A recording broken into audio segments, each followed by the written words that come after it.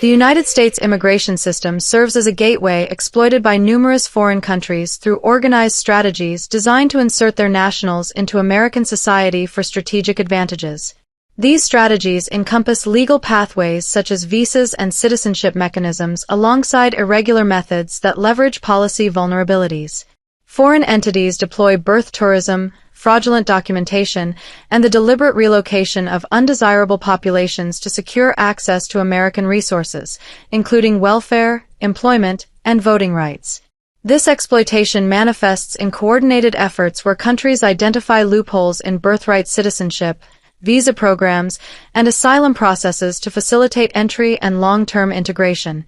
The 14th Amendment's interpretation grants citizenship to children born on American soil, enabling foreign nationals to anchor families and sponsor relatives, thereby perpetuating cycles of migration that drain public resources. Such practices impose financial burdens, with annual births to non-citizen mothers reaching 300,000 and costing taxpayers $2.4 billion in benefits. Global institutions and networks amplify these national efforts by providing frameworks that normalize and support large-scale migration. Organizations coordinate resettlement programs, capacity-building initiatives, and humanitarian aid that inadvertently or deliberately aid exploitative schemes. These entities partner with governments to process refugees and migrants, sharing best practices that align with national agendas aimed at exporting populations for economic relief. Remittances from migrants in the United States exceed $670 billion annually, benefiting origin economies while shifting social costs to the host nation. The interconnectedness of these networks ensures that migration flows are sustained, with programs like refugee admissions processing individuals from conflict zones and integrating them into American systems. This structure not only facilitates entry but also embeds foreign influences within domestic institutions, altering demographic compositions and straining infrastructure. Exploitation extends beyond governments to encompass charities and corporations that form an ecosystem profiting from migration dynamics. Charities offer legal aid, resettlement services, and advocacy that enable fraudulent claims and overstay extensions, while businesses capitalize on detention, surveillance, and labor markets filled by immigrants. These actors intertwine with foreign plans, creating scams where agents forge documents or stage scenarios to qualify for protections. The reasons for this exploitation span social transformations, governmental inefficiencies, political manipulations, and financial gains, all converging to undermine the integrity of the immigration framework. This comprehensive system reveals a deliberate architecture where foreign advantages are prioritized over national sovereignty, leading to irreversible societal changes. Major countries and their organized plans. China deploys extensive networks to exploit birth tourism as a primary mechanism for securing United States citizenship for its nationals. Operators within these networks charge fees ranging from $40,000 to $80,000 to orchestrate travel arrangements, accommodations, and medical services under deceptive visa applications, ensuring births occur on American soil. This results in automatic citizenship for the children, who later sponsor family members at age 21, creating enduring migration chains. Surrogacy arrangements further amplify this strategy, with Chinese nationals comprising 41.7% of international cases in the United States, leveraging local facilities to bypass direct parental presence while achieving the same citizenship outcomes. These operations impose substantial financial strains, as unpaid medical expenses often fall to state programs, exacerbating taxpayer burdens. Student visa programs represent another avenue for Chinese insertion into strategic American sectors. F-1 and H-1B visas are manipulated to place individuals in educational institutions and high-tech industries, where overstays contribute to growing unauthorized populations. Intelligence concerns highlight potential espionage risks, as these entrants access sensitive resources and establish long-term footholds. The exploitation extends to territorial visa waivers, such as those in Guam, which facilitate additional birth tourism entries. Through these combined efforts, China positions its nationals to extract economic benefits, including employment opportunities and remittances, while advancing broader geopolitical interests. India orchestrates schemes reliant on widespread document forgery to infiltrate employment-based immigration pathways. Massive diploma production rings generate over 1 million counterfeit credentials, enabling fraudulent H-1B applications where deceit affects 80 to 90% of submissions from Indian applicants. Regions like Hyderabad and Punjab serve as hubs for agents forging admission letters and professional qualifications, targeting technology sectors for entry. Staged criminal incidents are employed to qualify for U visas, extending temporary stays into permanent residencies and allowing wealth extraction through high-paying jobs. Venezuela implements deliberate plans to relocate its criminal elements northward by integrating released prisoners into United States-bound caravans. Convicted individuals, including those guilty of murder, rape, and extortion, are directed to border crossings, effectively emptying domestic prisons and alleviating internal societal pressures. Intelligence directives mandate screenings for these migrants, while congressional inquiries underscore the regime's intentional tactics. Historical linkages to similar models enhance the efficiency of this exportation, exploiting asylum processes and temporary protections to ensure persistent inflows that offload costs onto the host nation. Specific schemes and documentation. Chinese birth tourism schemes are substantiated through federal indictments of 19 operators who managed services for over 500 clients, involving false declarations that left substantial medical debts shouldered by state funds. Analyses from the Heritage Foundation detail the surrogacy component, linking it directly to long-term citizenship acquisition and family anchoring. Territorial visa programs, particularly in Guam, face documented exploitation, leading to legislative pushes for their termination. These operations culminate in demographic alterations and fiscal drains, with annual non-citizen births costing $2.4 billion in public benefits. Indian fake document scams are evidenced by law enforcement raids exposing forgery networks, alongside USCIS convictions for individuals orchestrating staged crimes to fabricate U visa eligibility. State Department communications dating back to 2009 catalog the origins of these fraudulent materials, which compromise H-1B program reliability. DOJ assessments from 2021 reveal the dominance of deceptive practices in regional submissions, resulting in unauthorized integrations into the workforce. Such documentation illustrates the systematic overburdening of immigration adjudication processes. Venezuelan prisoner release agendas are captured in DHS intelligence briefs that guide border personnel in identifying criminals within migrant groups, supported by 2022 congressional correspondence seeking regime accountability. These actions echo established precedents, facilitating the export of violent individuals to diminish domestic liabilities. Comparable records for Cuban boat lifts document the 1980 dispatch of 125,000 people, incorporating criminals as a means of political leverage and destabilization. Modern adaptations include visa policy changes that intensify border pressures. Cuba's mass emigration tactics are chronicled through historical accounts of the Mariel boat lift, where prisons were emptied to propel undesirables toward the United States, mirroring Venezuelan strategies. Documentation highlights the abolition of entry requirements in allied nations to funnel migrants, projecting over 150,000 crossings in peak years. These schemes exploit humanitarian pathways, embedding foreign elements within American systems for strategic gains. The interconnected precedents underscore a pattern of using migration as a tool for externalizing internal challenges. Global migration networks and organizations. The International Organization for Migration coordinates the United Nations Network on Migration, implementing the Global Compact for Migration to facilitate orderly flows across borders.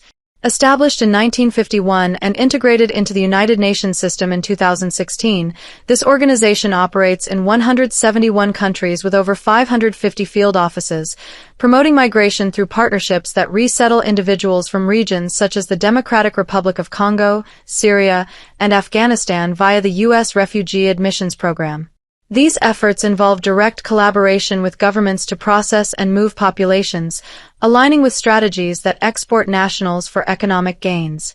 Capacity-building initiatives in host countries like Mexico and Guatemala establish processing offices that streamline pathways, enabling foreign entities to leverage humanitarian channels for inserting citizens into the United States and extracting resources through welfare and employment. The United Nations Network on Migration, launched in 2018 following the Global Compact's adoption by 164 member states, ensures coordinated support for migration implementation, prioritizing migrant rights and community well-being across origin, transit, and destination phases. As the Secretariat housed within the International Organization for Migration, it replaces earlier groups like the Global Migration Group, drawing on executive committees from agencies such as the International Labour Organization and United Nations Development Programme to guide priorities. This framework correlates with national schemes, including prisoner releases, by providing aid structures that sustain flows and extend exploitation through temporary statuses that prolong access to public benefits in the United States.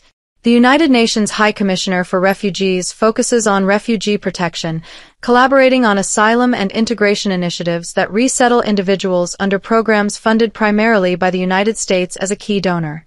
Operating in 130 countries, it identifies vulnerable groups for third-country resettlement, preparing documentation and advocating for expanded admissions that facilitate entries exploiting policy vulnerabilities. Champion countries within this system share practices that align with foreign agendas, providing frameworks for aid that enable schemes like criminal exports by masking them within humanitarian efforts. The Global Forum on Migration and Development promotes remittances and skills mobility through dialogues that intertwine with fraud operations from countries like India and China, fostering networks that channel funds exceeding $670 billion annually to origin economies. Appeals for billions in funding, such as the International Organization for Migration's $7.9 billion request, aid American-bound flows by supporting infrastructure that critics view as enabling criminal entries and strategic insertions. These interconnected entities create a pervasive system where foreign plans exploit humanitarian channels to secure long-term advantages in resources and demographics.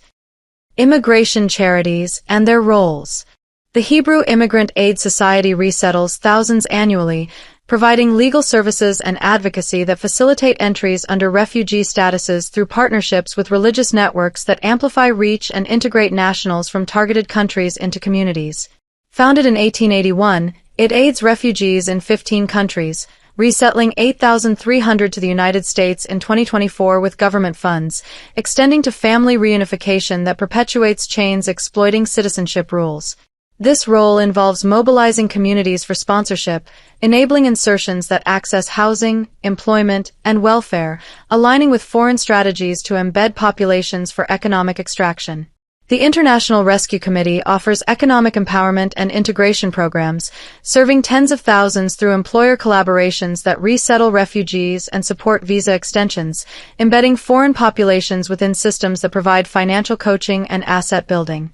Founded in 1933, it assists 36,000 individuals annually with workforce development, including vocational training and digital skills, countering enforcement through legal aid that enables overstays and fraudulent claims.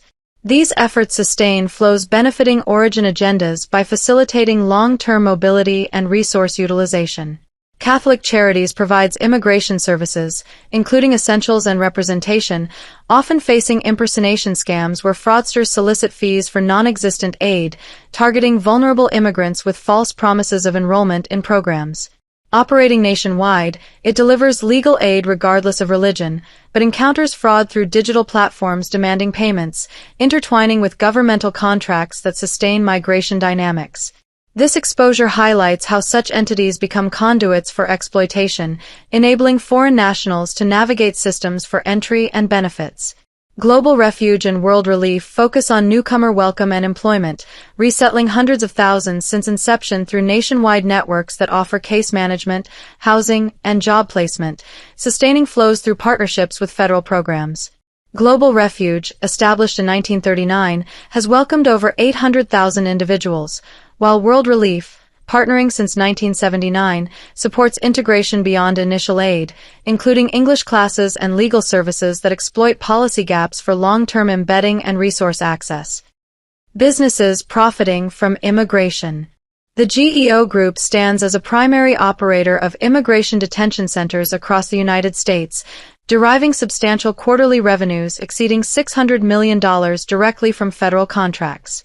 These financial inflows are bolstered by strategic political donations that shape immigration enforcement policies in favor of expanded detention capacities. Facility expansions and the reopening of previously shuttered sites generate annual revenues in the hundreds of millions, directly capitalizing on surges in migrant arrivals at borders.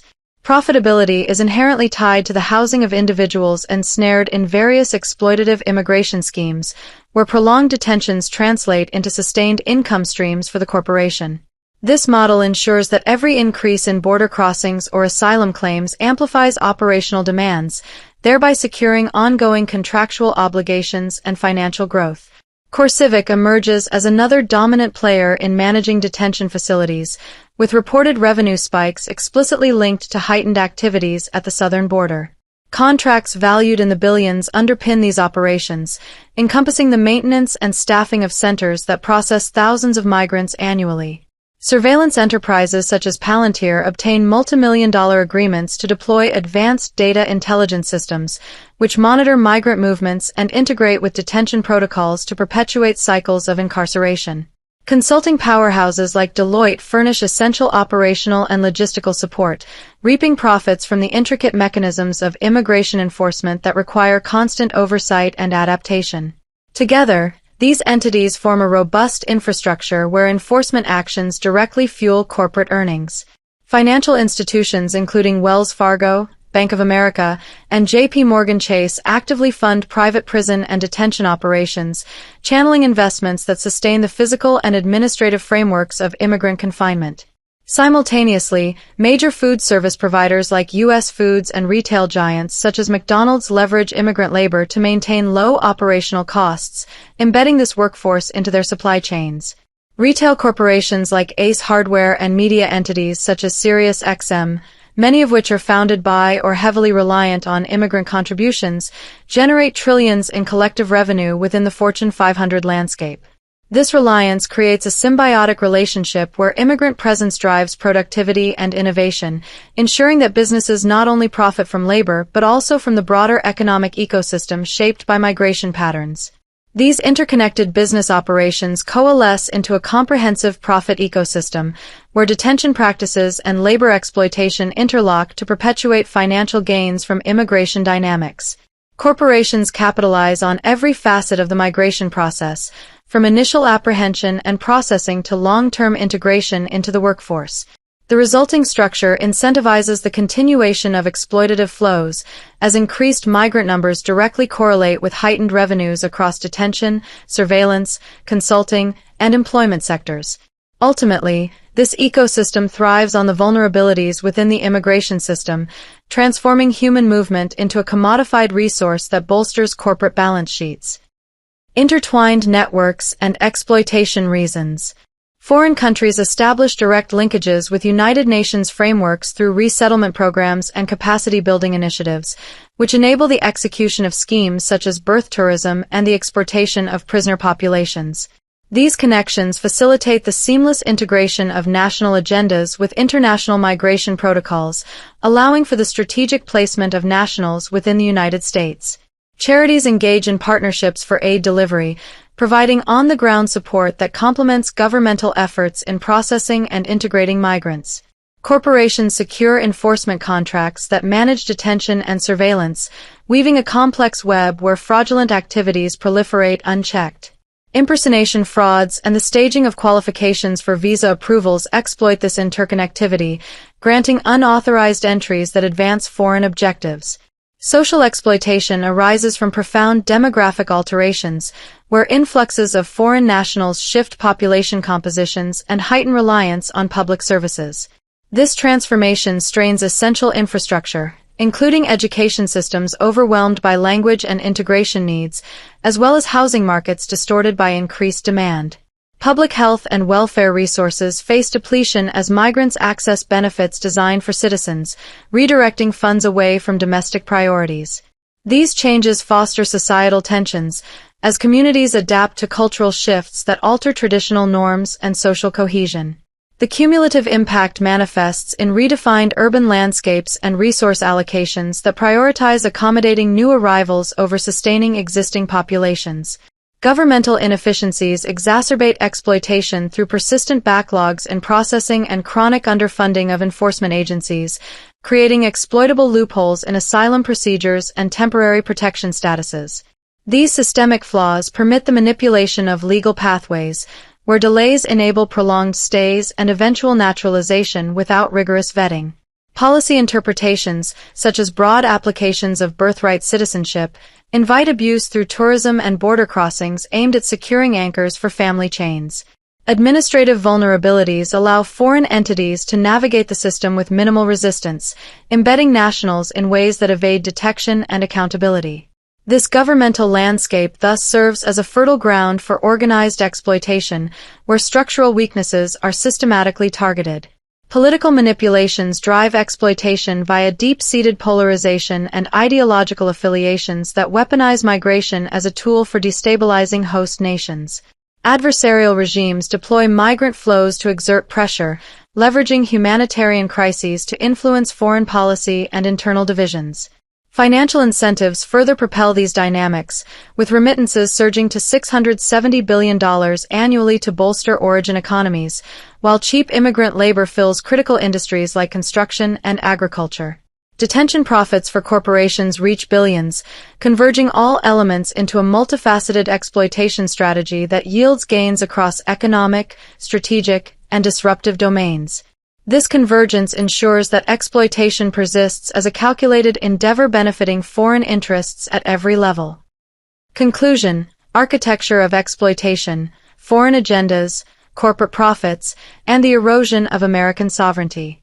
The exploitation of the United States immigration system by foreign entities constitutes a calculated framework that erodes the foundational principles of national sovereignty through an array of intricate tactics. Nations such as China, India, Venezuela, Cuba, and Mexico orchestrate specific initiatives to embed their citizens within American borders, utilizing mechanisms ranging from birth tourism and fraudulent visa applications to the systematic exportation of criminal populations. These approaches capitalize on legal avenues like student and employment visas, as well as irregular channels facilitated by lax border enforcement and asylum loopholes, to secure access to economic opportunities, welfare benefits, and eventual voting rights. Global institutions, including the International Organization for Migration and the United Nations High Commissioner for Refugees, bolster these national endeavors by coordinating resettlement programs and capacity-building efforts that streamline migration flows. Charities such as the Hebrew Immigrant Aid Society and the International Rescue Committee further enable this process through legal advocacy and integration services, creating pathways that align with foreign objectives of demographic infiltration and resource extraction. This deliberate architecture not only undermines immigration integrity, but also perpetuates a cycle where origin countries offload societal burdens while reaping remittances exceeding $670 billion annually. Business enterprises play a pivotal role in sustaining and profiting from these dynamics, forming an economic ecosystem that thrives on the continuous influx of migrants. Corporations like GEO Group and CoreCivic generate billions in revenue from operating detention facilities under government contracts, with quarterly earnings surpassing $600 million amid border surges. Surveillance and consulting firms, including Palantir and Deloitte, secure lucrative deals for data intelligence and operational support, further entrenching the profitability of enforcement mechanisms. Meanwhile, industries reliant on immigrant labor, such as agriculture and construction, benefit from low-wage workers displaced by trade policies, contributing to trillions in revenue for Fortune 500 companies founded or staffed by migrants. These business interests intersect with foreign schemes, where fraud like fake diplomas from India or birth tourism networks from China exploit visa programs to supply labor pools. The resulting perpetuation of migration cycles imposes substantial financial strains on public resources, including education, housing, and healthcare, while reinforcing the incentives for ongoing exploitation. Intertwined schemes reveal the depth of vulnerabilities in policy frameworks, where fraud, prisoner releases, and impersonation scams exploit enforcement gaps and interpretive ambiguities. For instance, Venezuela's release of violent offenders into caravans mirrors Cuba's historical boat lifts, weaponizing migration to destabilize the host while alleviating domestic pressures. Similarly, India's forgery rings and China's surrogacy operations target birthright citizenship under the 14th Amendment, anchoring families and enabling sponsorships that alter demographic landscapes.